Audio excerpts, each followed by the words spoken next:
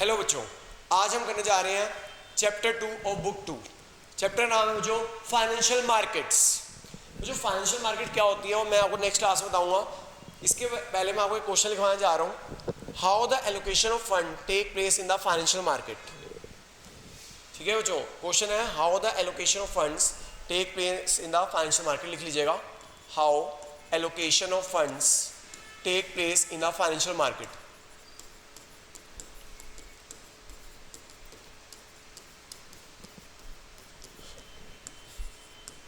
तो what is financial market जो next class में बताऊंगा, या फिर आपको समझ भी आ जाएगा अभी इस डायग्राम से, लेकिन नेक्स्ट क्लास में हम ज़्यादा अच्छे से करेंगे।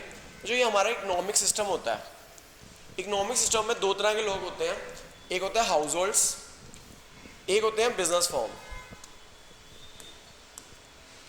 जो हाउस होल्ड हम लोग हैं, मैं भी एक हाउस होल्ड हूँ, मैं आपको पढ़ा के जो इनकम अर्न कर रहा हूँ उसमें कुछ इनकम मैं अपने घर के खर्चों के लिए निकाल लेता हूँ, और जो मेरी बच जाती है सेविंग्स, उनमें मेरे सामने समस्या होती है कि सेविंग्स कहाँ लगाऊं, क्योंकि मेरी हार्ड अर्न मनी है ताकि ये मेरी बुढ़ापे में काम आए।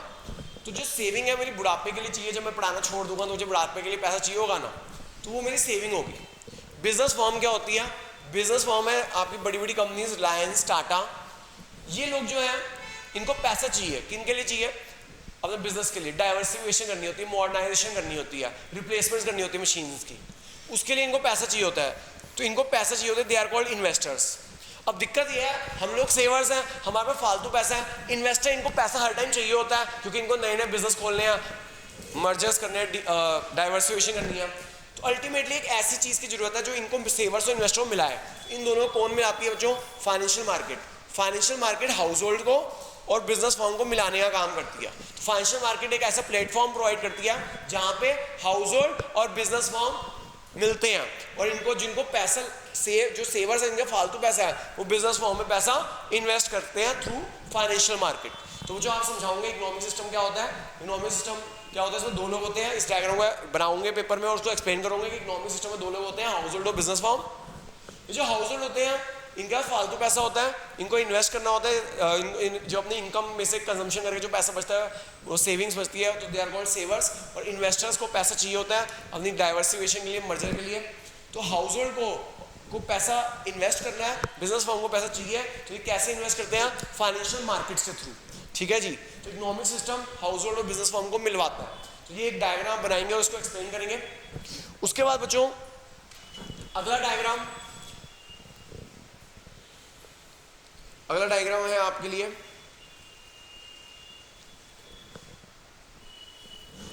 अगला डायग्राम देखिए जो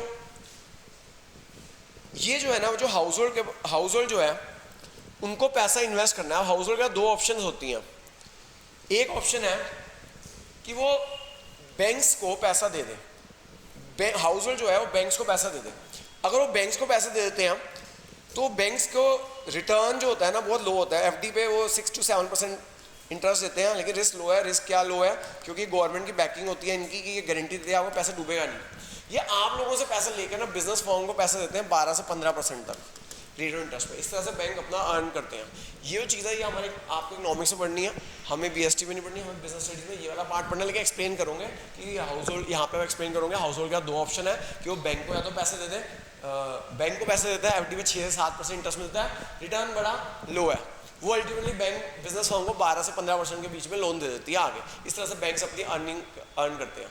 लेकिन दूसरा ऑप्शन है, अगर आप ज़्यादा चाहते हो कि जो भी सेविंग है उस पर हार्ड अर्न पे ज़्यादा रिटर्न मिले, तो आप क्या करो, हाउस होल्ड क्या करें, डायरेक्ट फाइनेंशियल मार्केट के थ्रू बिजनेस फॉर्म को पैसा दे दें। अगर फाइनेंशियल मार्केट के थ्रू आप बिजनेस फॉर्म को पैसा दोगे तो ऑब्वियसली आपको हायर रिटर्न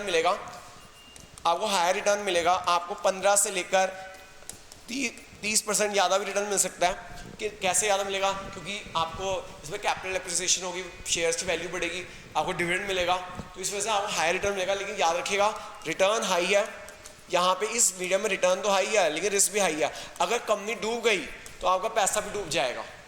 तो आप इसमें बताओगे, और इस प्रोसेस को कि हाउस होल्ड का दो ऑप्शन है, या तो बैंक्स को पैसा दो, बैंक अल्टीमेटली बिजनेस फॉर्म को पैसा देंगे, या हाउस होल्ड फाइनेंशियल मार्केट को पैसा देंगे और फिर बिजनेस फॉर्म को पैसा मिलेगा। इस प्रोसेस को क्या बोलते हैं? इस प्रोसेस को बोलते हैं the process by which allocation of fund take place is called financial intermediation. जी हाँ बच्चों, इस प्रोसेस को बोलते हैं जिसके थ्रू हमारा पैसा घूमता है इस इकोनॉमिक सिस्टम में, उसे बोलते हैं फाइनेंशियल इंटरमीडिएशन। तो जो एक नंबर का फिल इन द ब्लैंक्स भी आ सकता है, the process by which allocation of fund take place is called financial intermediation. दूसरा, अगर क्वेश्चन 3 नंबर का आता है, how allocation fund take place in the financial market, पिछला वाला जो डायग्राम था वो आप एक्सप्लेन करोगे, पिछला डायग्राम बनाओगे उसे एक्सप्लेन करोगे, दूसरा डायग्राम ये बनाओगे इसको एक्सप्लेन करोगे, और ये लिखना मत भूल जाना क्या, the process by which allocation fund take place is called financial intermediation. तो ये 3 नंबर क्वेश्चन बन गया बच्चों, how the allocation fund takes place in the financial market. Thank you.